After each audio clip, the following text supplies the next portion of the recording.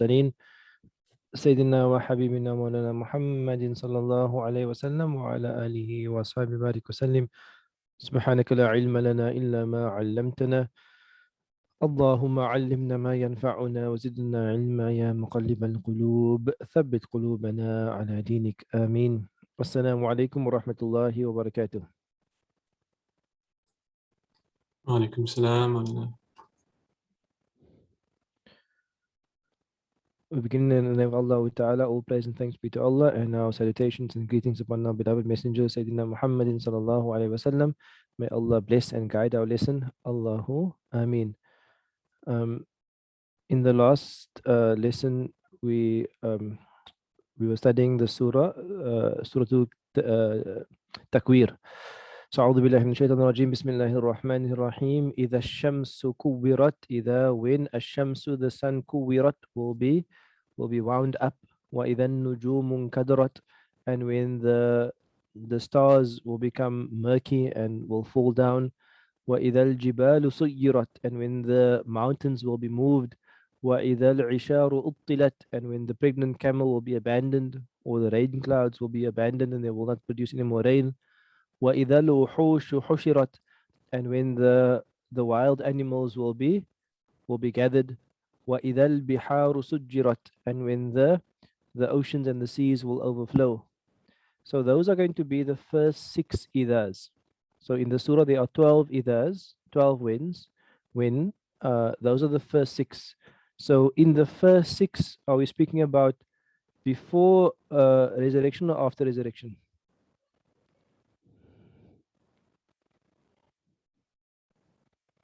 They are events leading to resurrection.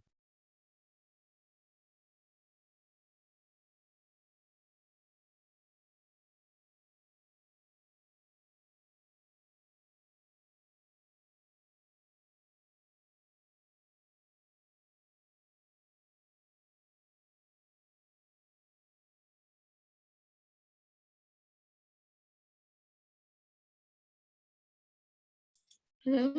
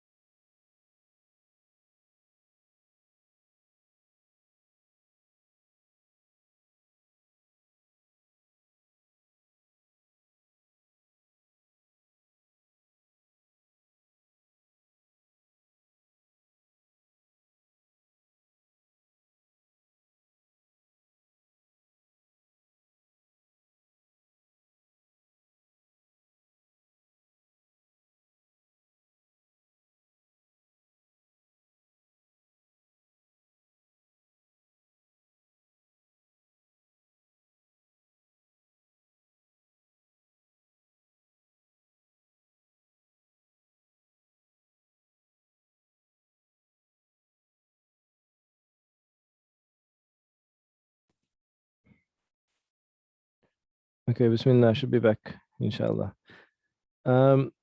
So in the surah there are going to be 12 idhas, and what we find is that the first six is actually dividing line between the first six, because the first six actually occur before the blowing of the trumpet. In other words, these are going to be the events that precede uh, kind of the final hour, the final end of the end of the world. And then with verse number 7, we actually move towards what happens post the end of the world. Well, Allah Ta'ala says, وَإِذَا النُّفُوسُ زُوِّجَتْ, and when the souls zuwijat are joined. And this could have two meanings. It means that when the souls are joined with their bodies for resurrection, or it could mean when the souls are joined in groups of people, meaning like the believers are joined together, disbelievers are joined together, the salihin are joined in the groups on the day of Qiyamah. So I think we ended on verse number 7. Um, and then the idhas continue. Allah then says, wa idha, and when in the future, idha al-maw'udatu su'ilat bi ayyi dhanbin qutilat. Wa idha al-maw'udatu su'ilat. So what's a maw'udah?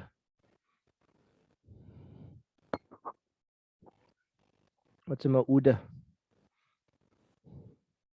Young female child. It's a young female child that has been buried, basically buried alive. So it was the it was the practice.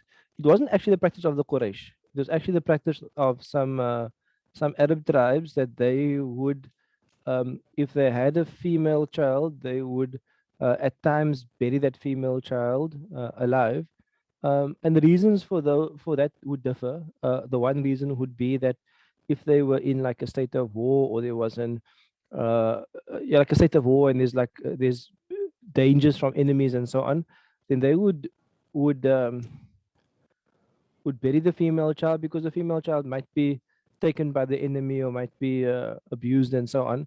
So that would be one reason that they would bury the female child. And the second reason, which the Quran also alludes to, well, where the Quran says, "La taqtulu awladakum khashyata imlaqin," do not kill your children out of the fear of poverty, is that the female child will also be buried because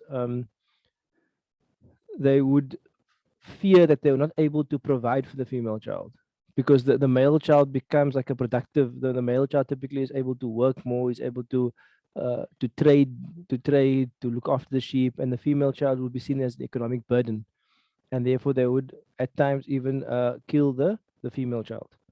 So I mean, obviously for us it's like a horrific thing to think about. Like it's almost like it's not a natural thing. It's not a natural thing for a parent to harm your child, because as part of the fitrah, Allah has made that parents are actually very protective towards their children. It's part of their fitrah. But when the fitrah is disturbed, um, even in the sense inverted here, then that's going to be like the worst outcome. And therefore, in a sense, Allah is giving an example of the worst outcome. Like to kill one's enemy is like more normal, because you want to defend yourself, or for someone to kill someone else because they want to overpower them. That's almost like normal human nafsi nature. But for a father to kill their child, that's going to be like the most abnormal thing, and therefore Allah Ta'ala mentions like the most severe case of abnormal behavior. Wa idha, when al maw'udatu, the female child which has been buried, that's a maw'uda, a female child which has been buried alive, su'ilat, is asked. And su'ilat here is obviously a maldi verb. And idha means when in the future. And again, the maldi verb there is there to indicate towards um, definiteness in the future, as if it's a done deal, and it's majhul here. When the female child is asked, it doesn't mention Allah asked them or the angel asked, just says the female child is asked, bi ayyi dhanbin qutilat, bi, with, ayyi, which, dhanbin, for which, dhanb, sin, qutilat, has she been killed. So this address, who is this actually addressed to? وإذا الموءودة سئلت بأي ذنب قتلت.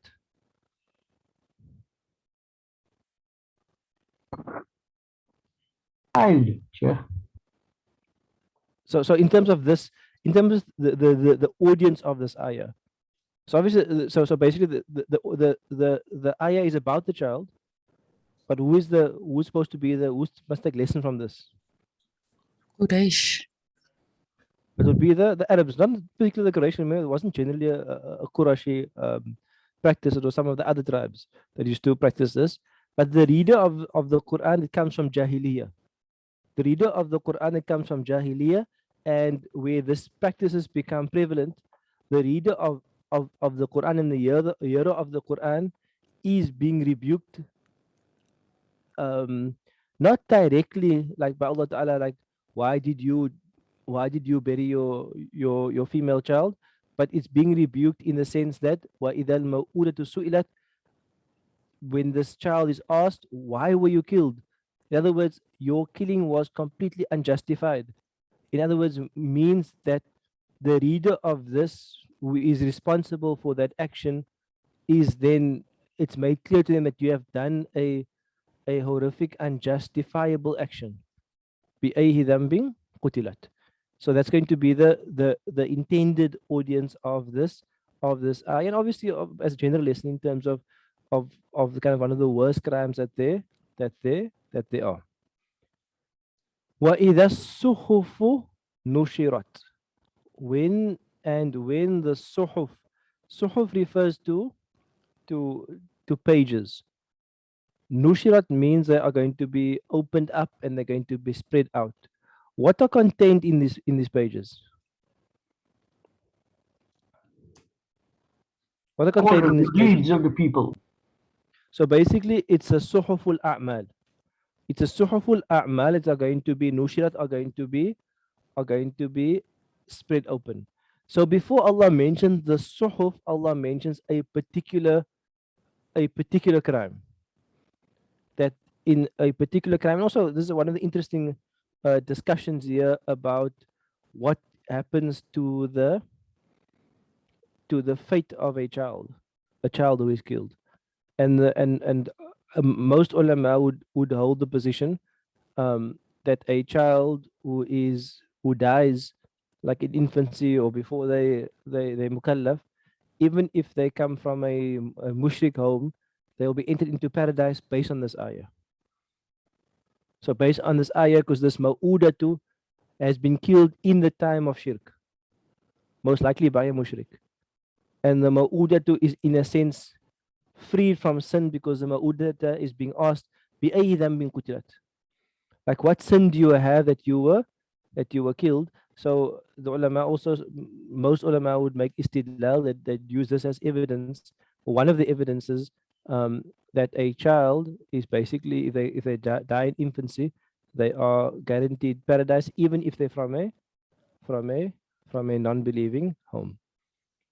And then Allah mentions a particular accountability. The general accountability. وَإِذَا الصُّحُفُ, and when the suhuf, the pages of a'mal, the pages of actions, nushirat, are going to be spread out. وَإِذَا السَّمَاءُ كُشِطَتْ, and when the heavens are kushitat. What's kushitat? To be stripped away? Stripped away. So kushita is normally used for what? Kushita is normally used for when an animal is skinned. So you have qurban and they have a skinners. So that removing of the skin, that's called kushita. So in other words, it's going to be this idea that the heavens are going to be unveiled. The heavens are going to be, there's something going to be removed from the heavens. Most ulama would say that this refers to after the blowing of the trumpet. Most ulama says that this refers to after the blowing of the trumpet, but some ulama say it could also refer to the preceding time of the blowing of the trumpet. And where else did Allah speak about the heavens in this ayah? Or heavenly bodies? The second ayah? In the first ayah and second ayah. So إذا الشمس كورت, which is the heavenly yeah. body, وإذا النجوم انكدرت, which is also heavenly bodies. So some ulama, most ulama would say this actually belongs in the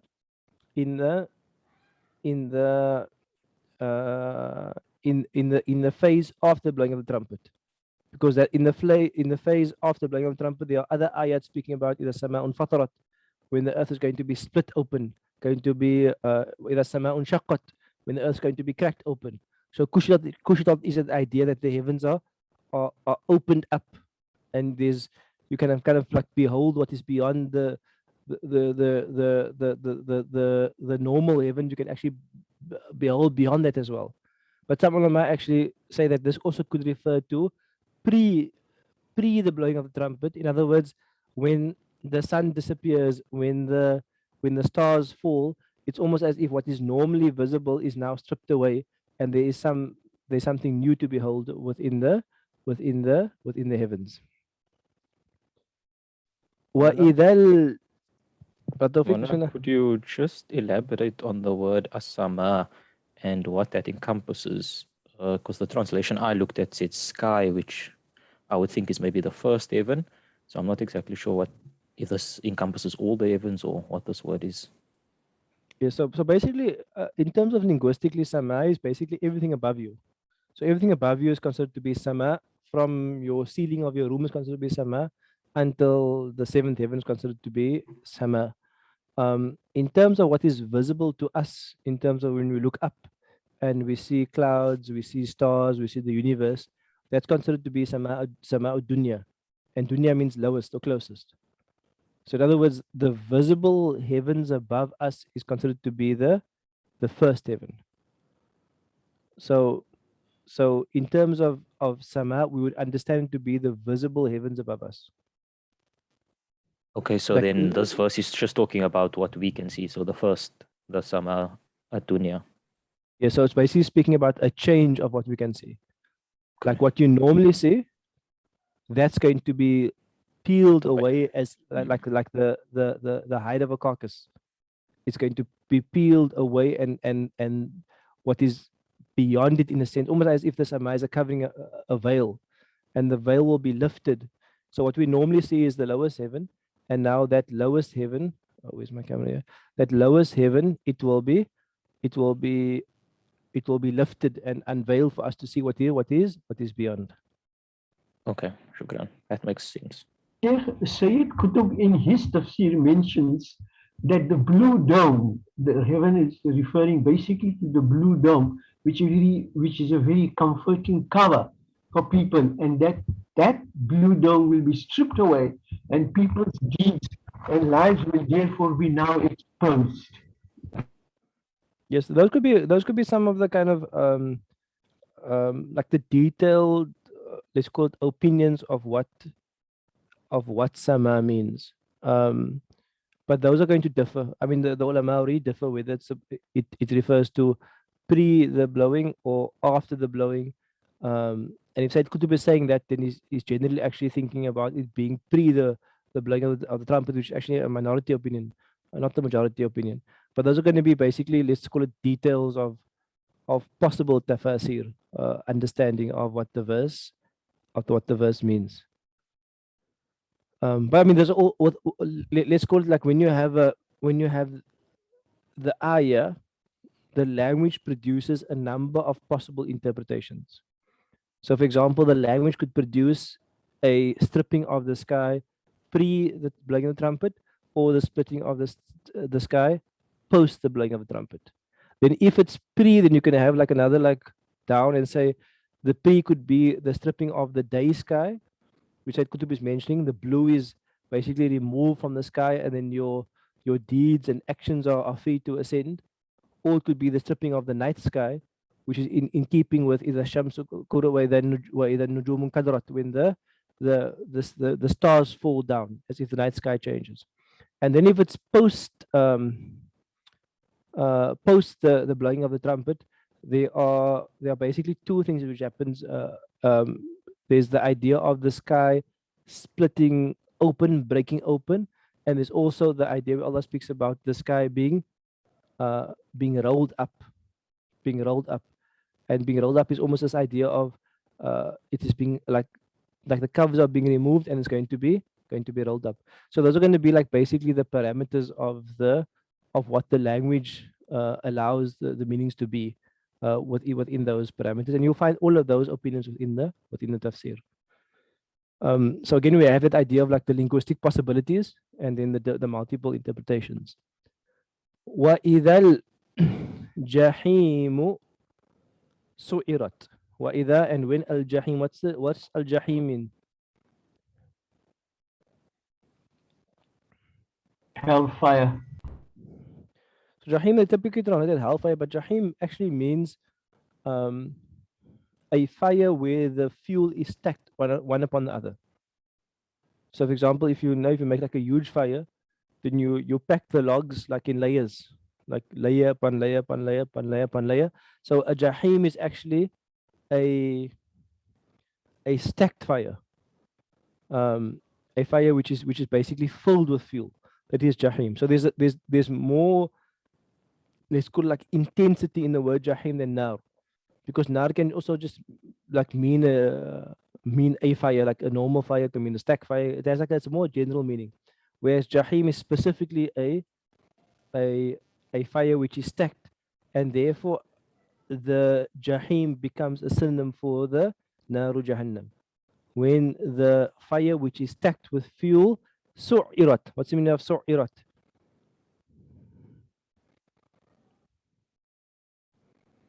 Set ablaze. Set ablaze. And which bab is su'irat on? Who? Bab 2. What's the quality of one of the qualities of bab 2? Causation or intensification. Causation, intensification. In this case, intensification. So in this case, the idea is like it's almost like if you think about the fire you normally make, like if you put firelighters in and you light it, there's going to be like a slow start. But if you like drench it like in petrol or something, and then you light it, it immediately like just flames to blaze. So the idea of su'irat here is a fire which is stacked, which is su'irat on the second bar, which is just like suddenly and immensely just given ignition. It's initially it's just like lit to the extreme degree, which means it immediately has a sense of intensification. وَإِذَا الْجَحِيمُ سُعِرَتْ. So as you can see in terms of the sequencing, we're moving towards like further down Qiyamah. وَإِذَا الْجَنَّةُ أُزْلِفَتْ. And when Jannah is uzlifat, from the word zulfa. What does uzlifat mean? And which bab is it on? Nearer. Which bab? Good, it's brought nearer. Which bab is it on? 4. On bab number 4. So zulfa means to be close. So azlafa on the 4th bab means to make close. And uzlifa is that which has been made close. And uzlifat is a female thing which has been made close, which is Jannah. So what does it mean that Jannah has been made close? Close to who? Because close always is relative to something. You can't have close without a relative object. To the good, those who have done good. Good. So what's the intent behind it then? To show that Jannah is coming closer, like they're reckoning it's coming closer and it's close to them. Okay, it's coming close in time. What else could be the meaning of that? Closer to those who made it their fire. Say it again, sorry. Dilshad? Closer to those who made it the fire or have earned that jahim. No. Okay, so it won't be close to those who have earned jahim. It will be the opposite. It's yes. that we can see it. It's brought closer so that we can see it. Who's the we? The people that have been resurrected, well, all of us that have been resurrected. I think for both of them, Maulana, for those who have earned Jannah, the fate will be shown to them so that it's a part of the punishment. And for the believers, or those who earn Jannah, it's like their destiny is shown to them as part of the reward. Okay, that's a good answer, Nurani. Is that something you read or something you just thought about? No, just thinking about it now. That's tafsir Nurani.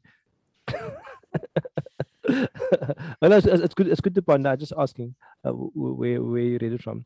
I mean, what I read in tafsir was that there's this idea of balance in the Quran, and the Quran generally speaks about punishment, salvation, heaven, hell. There's always this idea of balance. So when we say وَإِذَا الْجَحِيمُ سُعِّرَتْ, who is the intended audience there? The Who is disbelievers. the disbelievers? وَإِذَا الْجَنَّةُ أُزْلِفَتْ, who is the intended audience there? The believers. In terms of if we are to maintain the consistency, obviously it doesn't say there وَإِذَا الْجَنَّةُ أُزْلِفَتْ لِلْمُؤْمِنِينَ. It doesn't say that in the verse, but if we had to maintain that consistency of balance within the Quran, we could fairly say that وَإِذَا الْجَنَّةُ أُزْلِفَتْ is actually directed towards the believers. So then we have to say, is it brought close in terms of time or brought close in terms of space? Like, is it physically close or is it close in terms of space? If it's brought close in terms of space, what does it tell you about the relationship between heaven and the believers? Is it a long way to go or a short way? Short. It's a short way. Short walk. So what would the intent be, and Allah telling you it's a short walk to paradise be? The hard work is done, maybe. To console Okay. you, to show you this is what you've earned, like Yodis. Okay, to console you and to show you and also to honor you. So it can also be done takriman lil mu'minin. Like, this is the honor Allah is giving the believers. We're not only giving you paradise, we are actually bringing paradise close to you. So that idea that the Jannah is brought close to you is the idea that it is on Qiyamah, it is a short distance towards paradise. It is a sense of honor for the believers. Therefore, in the hadith, the Prophet ﷺ says, even like for the believer, that the entire procession of Qiyamah will be like one Farad Salah. In other words, it is short in terms of time as well.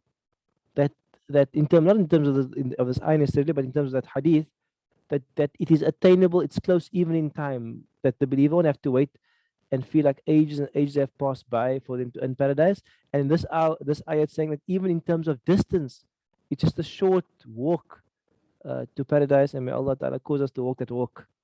Imagine walking the walk to paradise. That must be the best walk of our entire lives, is to walk with the believers behind the Prophet ﷺ towards paradise.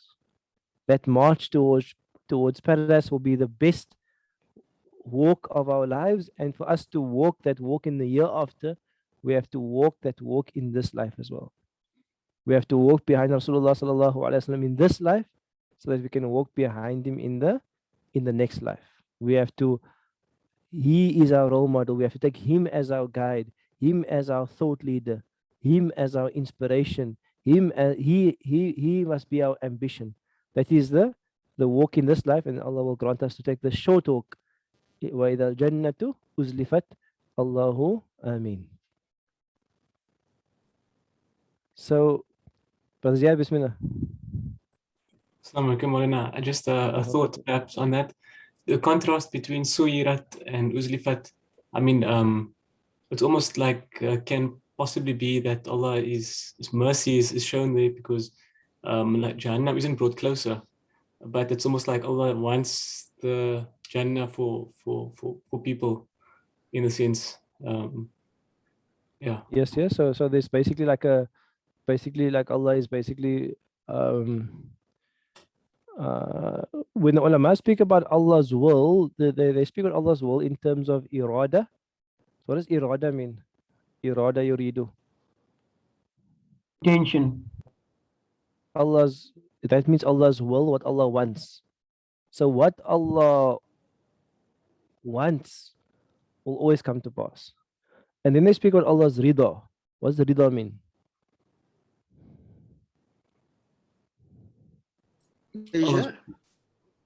Allah's pleasure. So meaning what? There are things that are within the irada of Allah Ta'ala, which Allah decrees, and it will come to be, for He is kun fayakun, because He is fa'al lima yurid. He is the one that He just does whatever He wants. But there are also things which Allah Ta'ala, it pleases Him, and things which displease Him, which means He will allow a slave to do something wrong, but that allowance of the slave to do something wrong, it finds the displeasure of Allah Ta'ala. And the allowance of the slave to do something right, it finds the pleasure of Allah Ta'ala. And as Brother Jad is saying, that this expression that paradise is being close is almost like an indication towards what pleases Allah Ta'ala. He wants you to enter into this close paradise. It is within His rida, it is within His pleasure and contentment that you enter into this close paradise.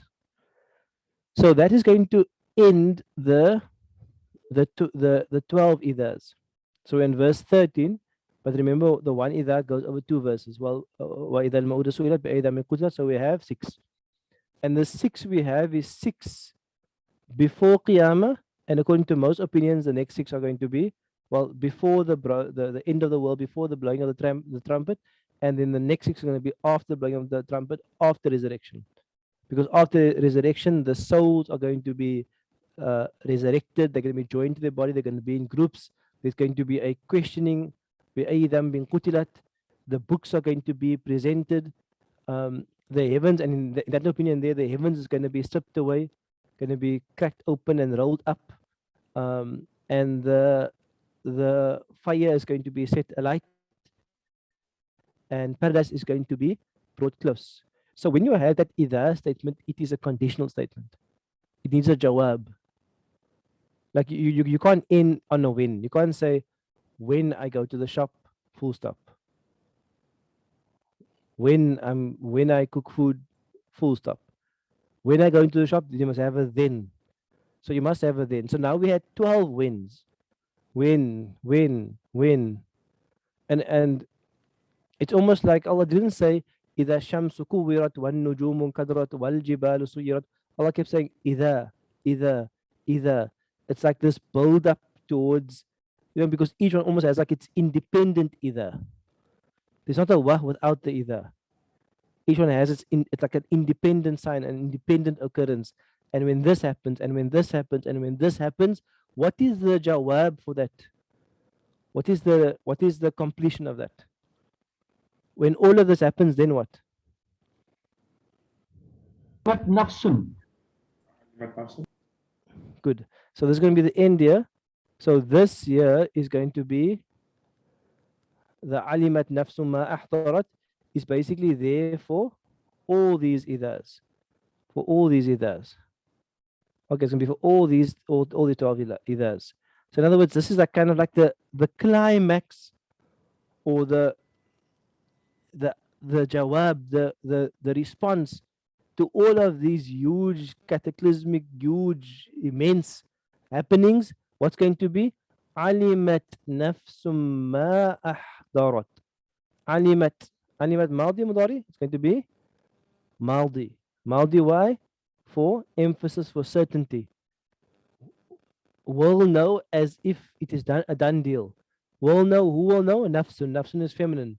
It's deemed feminine. Therefore, it's alimat and not alima. Nafs. Why is nafs majhul?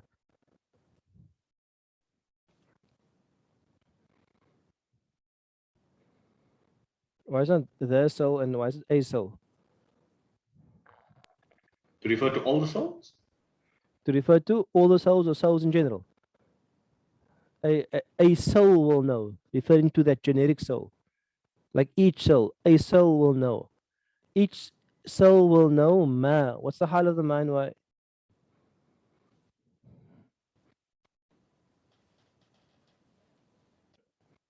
Alimat nafsum ma ahtarat. What's the hal of the ma and why?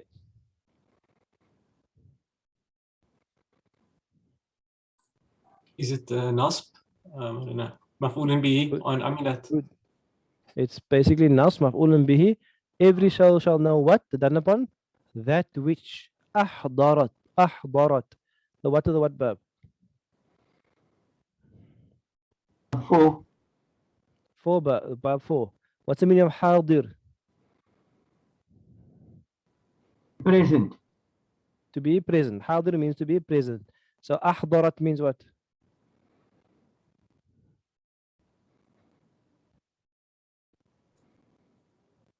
What is presented before you? Has brought. Remember, it's causation. So if حاضر means to be present, what's the fourth verb causation? What you have presented. What it has made present. What it has presented, in other words, what it has made present.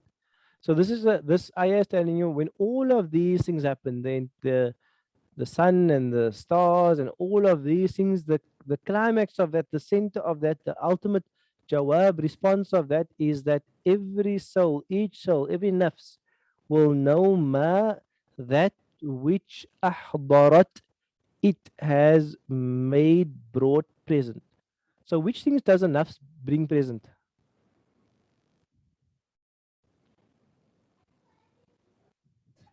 On the day of Qiyamah, it will just be your good and bad deeds, right? Just your deeds. Your deeds. So when Allah says alimat nafsum ma ahdarat, what does it tell you about the ilm of your nafs before Qiyamah? Because this is a when-then statement. When all of these things happen, then a soul will know what it has brought forward. So what does it tell you about what your soul knows now about what you have brought forward? Is Malala alluding to the fact that when everything is stripped away, the physical things are stripped away, only the spiritual aspect is what is left? Not in that exactly. I'm saying that if Allah is saying that إذا, at that point, your soul is going to realize what it has manifested, what it has brought to Qiyamah. So what does it tell you about your current state? Is it that we don't really we don't grasp the weight of our deeds in this life yet? Yes. In other words, if you think about yourself, is your memory about yourself thorough and objective, or is it selective? Tawheeda says ignorantly bliss. Ignorant bliss. You know, our memory of ourselves, first of all, we don't have a full memory of ourselves. Many things slip our mind. And also, I think through our psychological framing, we frame ourselves in certain ways. Maybe you think you're a good person, then you kind of like the things you did wrong 5 years, 10 years ago, it basically recedes to the back. So in other words, you don't have a complete knowledge about your deeds within this dunya, because you do forget. And then the second level is, even when you have that knowledge of the deed, you don't understand the magnitude of that deed. So you uttered something and it was hurtful, you will only realize on Qiyamah ma ahtarat, what that utterance really was. So you said a good word to someone and it helped someone, you'll only realize on Qiyamah ma ahtarat, what that group, what the weight and what the reality of that good word was. So in other words, in this dunya, we don't have complete ilm. We have ba'd al-ilm, we have some of the knowledge of what we are going to present. On Qiyamah, we're going to have complete knowledge about our entire record, as well as the weight of each of our deeds. Is that comforting or scary? It's scary. so it's in a sense it's scary also. It's scary, but obviously Allah is as-Sattar, Allah is the one that covers, and Allah is the one that forgives. So in other words, we at the same time, while it is scary, we also believe in the rahmah of Allah Ta'ala is at-Tawwab, al-Ghafar, all of those things, but also that awareness that there is accountability. And accountability means recollection, means making things present, like bringing the evidence and seeing the evidence in its true light. Ahdarat. And it's the word hadir means to be present. So something you did in this dunya is going to be made present in the year after.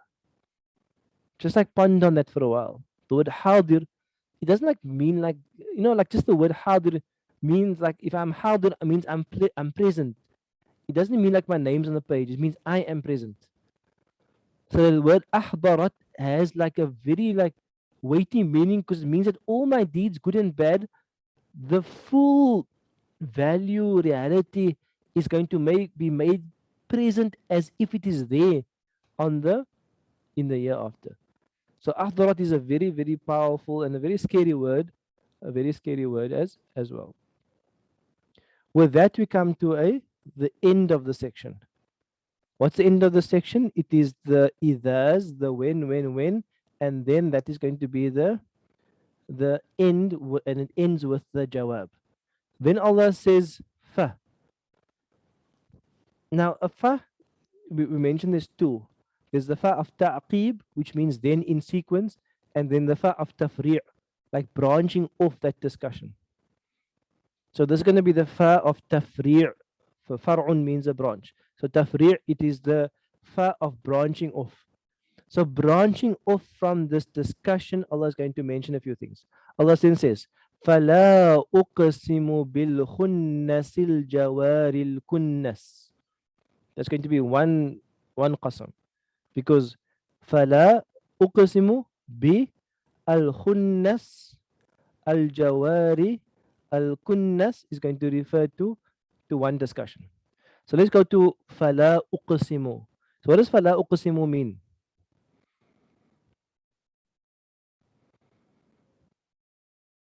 I swear. It means I swear. So what is Allah doing there? Negating what's come before, but nay. So is there something to negate which came before?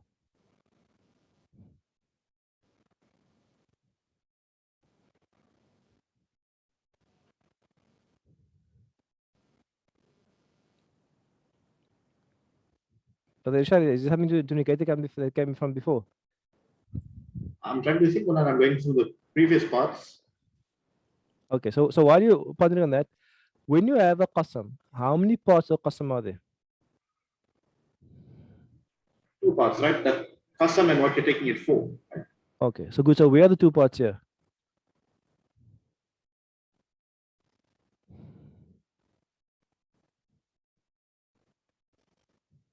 Anybody? No, anybody.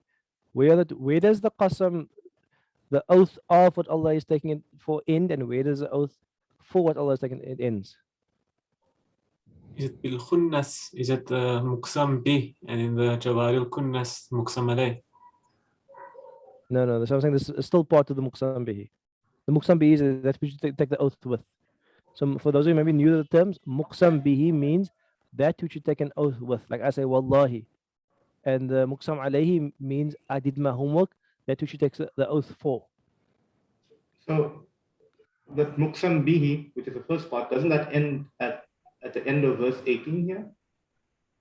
Okay, so فَلَا أُقْسِمُ بِالْخُنَّسِ الْجَوَارِ الْكُنَّسِ وَاللَّيْلِ إِذَا أَسْأَسَ وَالصُّبْحِ إِذَا تَنَفَّسَ. So what you can see here is that it's one wa, and then there's the innahu. So this here is going to be the jawab or the muqsam alayhi of the qasam. So why is Allah taking oath to emphasize which point?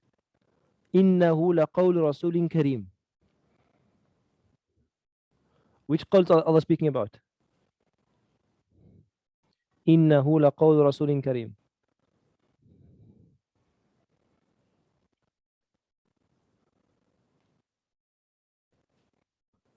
For those last question? When Allah is giving the jawab, Allah is taking an oath for. What's Allah taking an oath for? How do you translate innahu laqawlu rasulin kareem?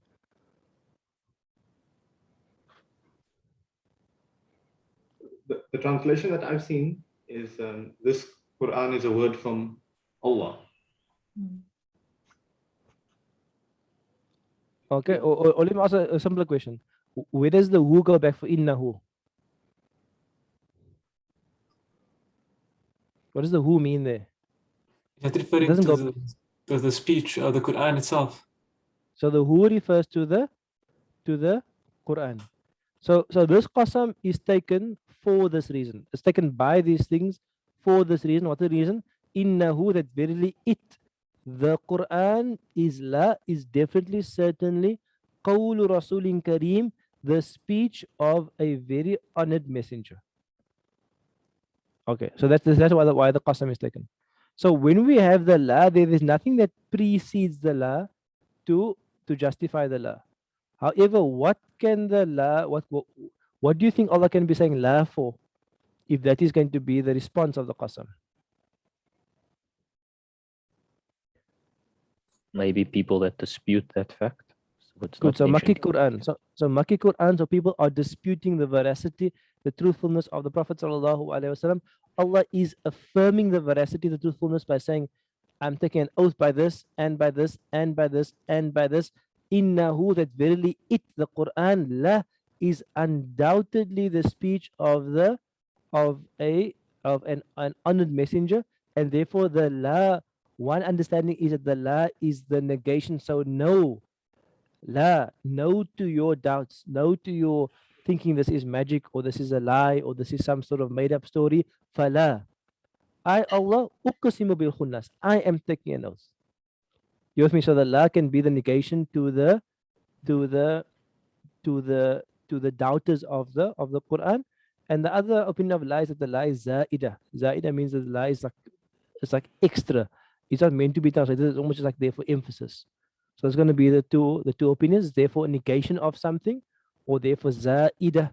It is therefore like extra, just like almost like for emphasis, not meaning no. You know, it says uqsimu bil khunnasil jawaril kunnas. Uqsimu, I, Allah, I am taking an oath, mudari. I take an oath, I am taking an oath. The ana there, I, Allah, is personal. I, Allah, I am personally taking an oath, bil khunnas. What does khunnas mean? Planets. Okay, what does it mean linguistically, khunnas? قل أعوذ برب الناس ملك الناس إله الناس من شر الوسواس الخناس. Khannas comes in the Quran also. Khunnas, they're linked. Appearing or vanishing. Okay, so for example, when you make that Surah Al-Nas, قل أعوذ برب الناس ملك الناس من شر الوسواس الخناس. From the shar, the evil of the waswas, the whisperer, al-khannas. What does khannas mean there?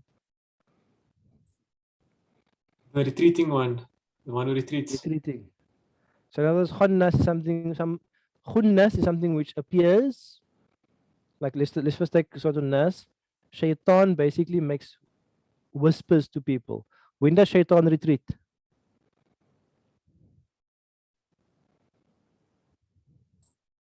After you listen to the whisperer, after you listen to his whispers. You seek protection from Allah. Basically, when you remember Allah, when you make dhikr or you're aware of Allah Ta'ala, shaitan then, like in other words, dhikr and dua is your shield. When you're in a state of ghafla, in a state of heedlessness, then shaitan basically returns.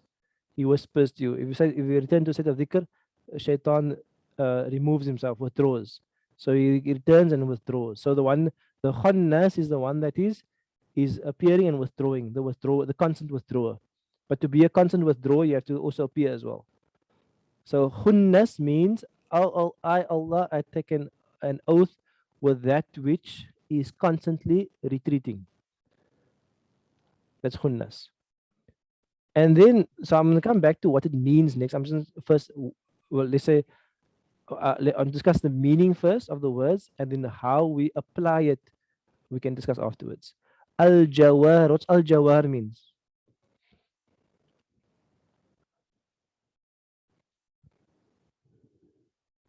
Al-Jawar. Al-Jawar means that which moves, that which runs, that which moves. And Al-Kunnas, that which disappears. To hide themselves. That which hides themselves that disappears. So these words are originally actually used for animals. They're used for wild animals of prey like gazelles and deers and so on. Is that um, al-jawar means that the gazelles are, when a gazelle runs, is it visible or not visible? Or a springbok or something? Appears and disappears. So, but I'm saying when it's making jawar, It's when visible making then. jawar, it's visible. You can see the thing running. So how does those gazelles, deers, springboks, how do they hide?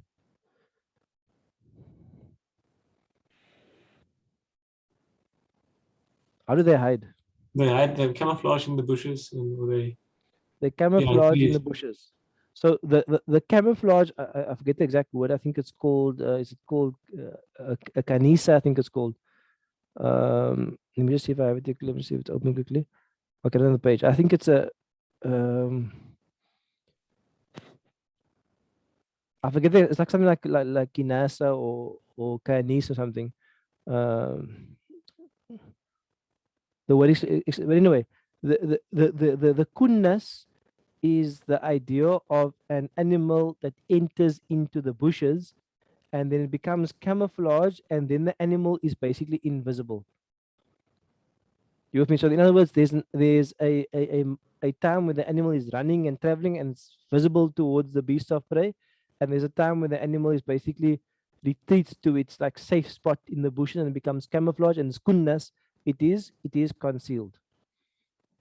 And khunnas also means that the animal is coming and returning and coming and returning and so on.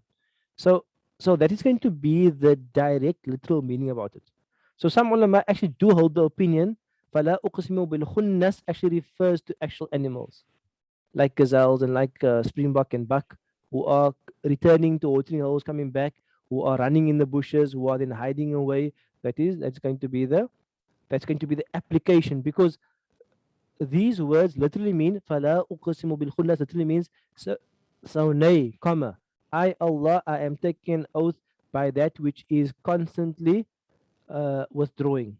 Al-jawar, that which is running. Al-kunnas, that which is hiding. But that which is, what does it refer to? So what's the most common tafsir you've read? Planets. It refers to planets, or it refers to heavenly bodies. That heavenly bodies are like stars and planets and so on. When do they make khunnas?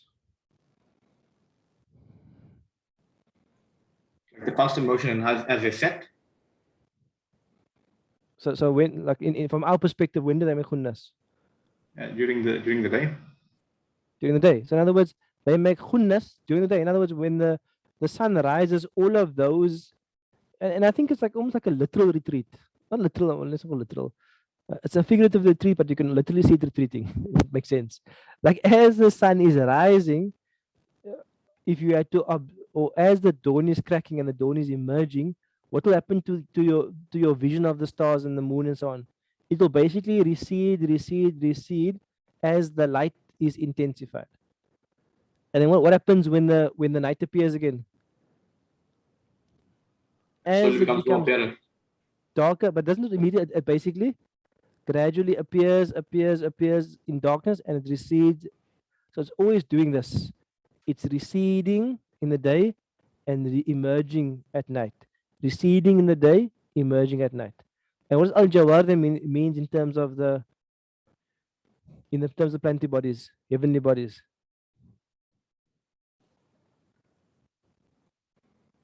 How do stars run or planets run? From our perspective, aren't they constantly moving across the sky? From our perspective, and again, this is going to be from our perspective, is that they're going to be running within a course, within an orbit, within a movement. These are all obviously relative terms because in space it's hard to say who's moving and who's still, because we deal with relativity. But anyway, from our perspective, it is running. And then when does it become kunnas?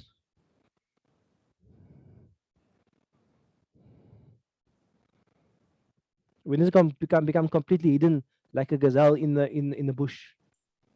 When the sun rises, and it's kind of like, it's actually like camouflage. When the It's sun in front of you, rises. but it's hidden. Yeah.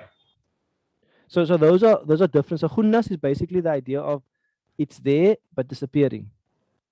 Jawar is it's there manifest and it's in the orbit and you can see it.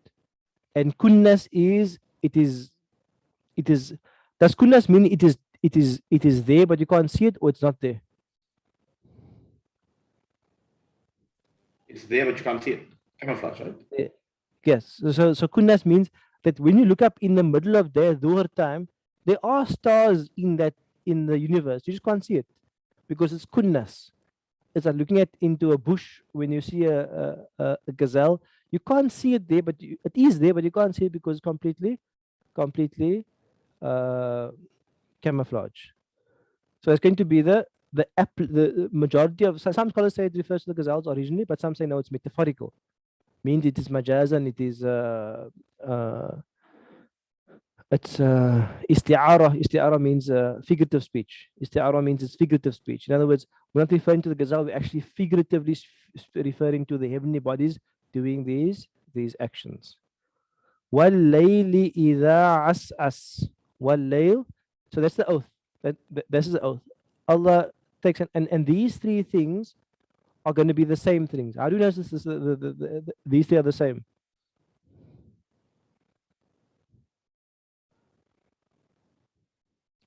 Khunnas, Jawar, Al-Kunnas. Think about the grammar labels. What's the Bil Khunnas? Give me the grammar labels. Majroor. Harful jar is majroor. And Al-Jawar? Sifa majroor. It's going to be a sifa of khunnas. And al-kunnas?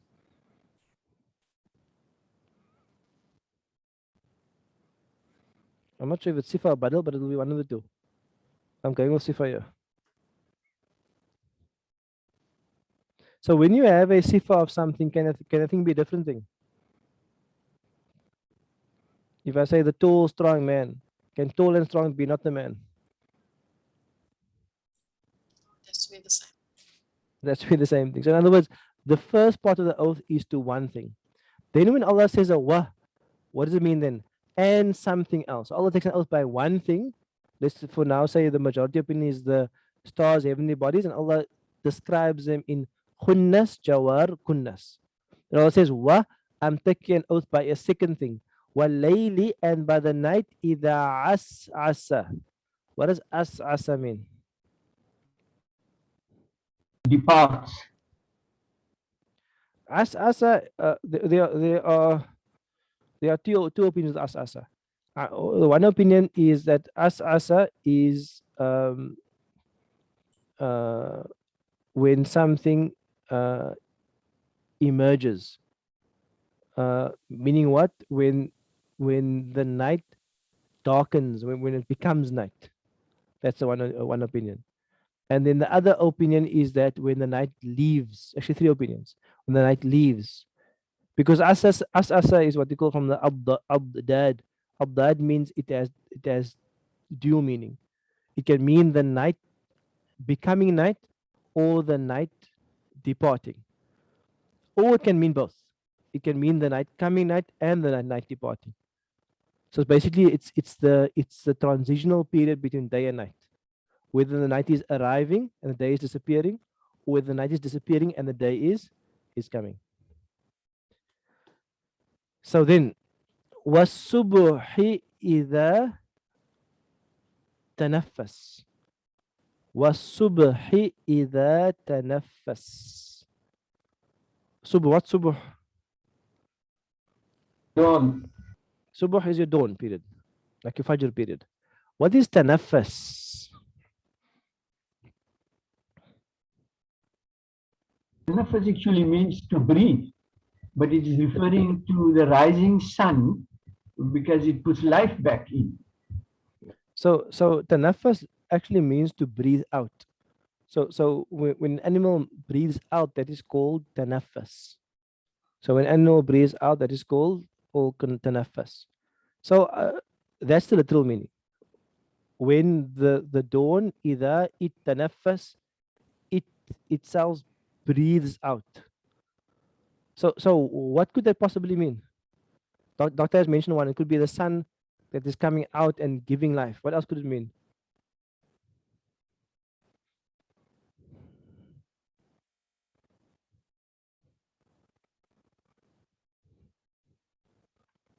Could it mean a literal? Sorry, Doctor, did you hear that? Tightens the universe.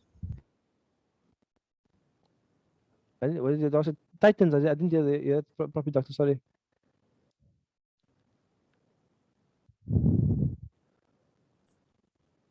Doctor said brightens, I think. Okay, brightens. So another sun emerging brightens. Could it mean a literal breath? Or not a literal breath, like when you breathe out, there's a you can feel the breath. Is it possible that the subuh has a literal breath or a literal feeling of something? Have you heard the morning breeze? Like a fresh morning air. A fresh morning, also even the morning breeze. So some ulama, not the majority opinion, would say, but some ulama would say Allah is taking an oath by the morning when it has a morning breeze. In other words, literally like the animal breathes out, the morning actually comes and has a actual breath, an actual breeze. And I remember we did geography back in high school, we speak about the low pressure and the high pressure systems, and I can't remember how these things work again. It moves from high pressure to low pressure, but that changes because of the heat of the sun and the heat of the ocean and all of those things. Anyway, but that's just going to be like into the into the reasons why. But the reasons was basically that the land actually warms up and cools down faster than water. So you have the disparities at the changes of days. I'm not saying it means this. I'm just saying, like, from a scientific point of view, when the sun sets, then the water actually maintains the heat longer than the land, and when it rises, then the land heats up faster than the water. So you have a difference in pressure systems, and the air moves across. Anyway, I'm not saying that's the meaning. I'm saying that's just some of the why at the transition of day and night you have sometimes a breeze or wind. Anyway, so back to the ayah. So وَالصُّبُحِ إِذَا تَنَفَّسْ. Tanafas literally means to breathe out. The one meaning can be the sun is rising, and like that, it's almost like this out breath, like this, like the breath of the morning, like the manifestation of the morning, the manifestation of life of the morning, and also even the idea of a literal morning breeze could be an application of the ayah. And I just also thought about this idea of the idea of breathing out is the idea of emergence. So the idea of something which is emerging, something which is coming out. So I'll take an oath by 1, 2, 3 things. The first ayah is one thing. Let's call the stars. The second thing is the night when it departs and when it arrives. And the third thing is going to be the morning when it manifests. So Allah takes an oath by those 3 things, and Allah says then in the third thing, Allah then gives the jawab of the oath. Innahu, verily it, the Quran, la, is undoubtedly qawlu rasulin kareem, qawlu mudafus as well, and khabar inna, the speech of rasulin, a messenger, kareemin, an honorable, a noble messenger. That Rasul, generally according to tafsir, refers to who?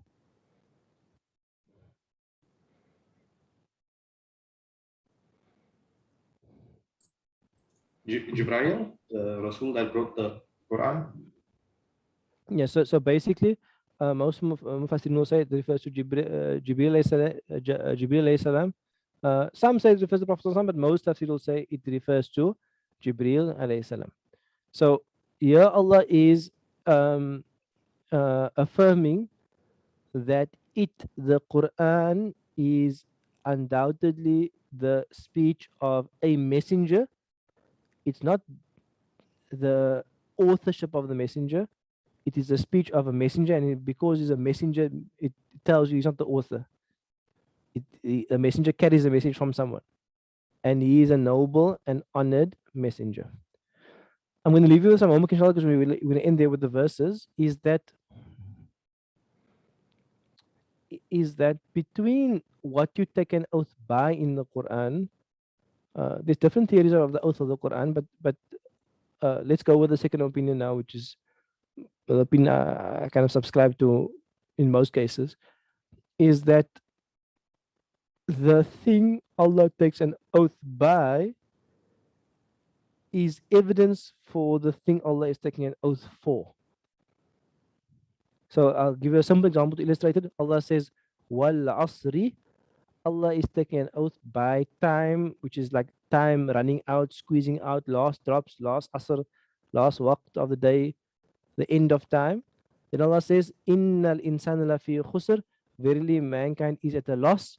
In other words, why is mankind at a loss? Because there's evidence in Wal asr, because time is limited, and therefore is a direct evidence from why Allah is taking an oath by for the oath.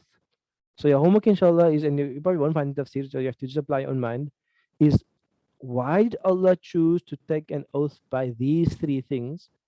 And how do these three things contribute as evidence that innahu laqawlu rasulin kareem, that this Quran is divinely manifested via the messenger, Jibreel alayhi salam and the Prophet sallallahu alaihi wasallam. What is the connection between what Allah took an oath by for this conclusion or jawab of the oath? So that's your homework for next week, inshallah. I'll give it some thought. There's some interesting kind of thoughts around khunnas, jawaril kunnas, to ponder about the ideas of perception, the ideas of unveiling, the ideas of like manifestation, the nafas. There's many like deep spiritual ideas within that connection. So like just like apply your mind, and then we can discuss that in the next lesson, inshallah ta'ala. Barakallah. Any questions or comments before we close? Mulana, for me, it's the poetic words that's put together, tanafas. And, it's just so poetic the way the whole thing is put together. Short phrases, but there's so much, for me, like power in what you read as well. Yes, so basically it's a characteristic of the Makki surahs to have that effect.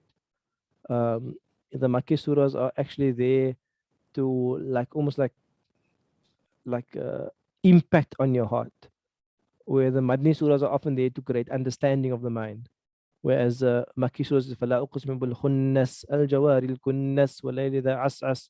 Like it has that it has like a very high tempo, and there's something like rhythmic about it, and there's a certain tone to it that is very different, very distinct.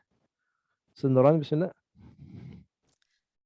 Interesting to note, Maulana, these verses that we just covered now, it all speaks to like, being almost like in plain sight and then being camouflage. So it's like it's not a constant state. Nothing is in a constant state. It's moving, it's receding. But the same applies to you giving them all their homework.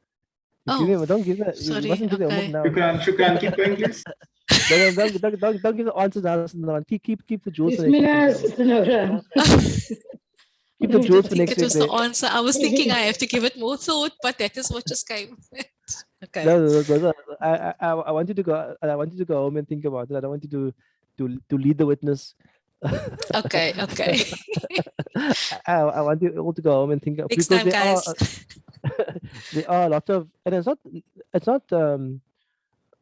I mean, Malta rahimahullah used to advise his students that when you read the Quran, you normally make tilawah of the Quran, but there should be a portion of the Quran where you read, and you reflect without reading tafsir.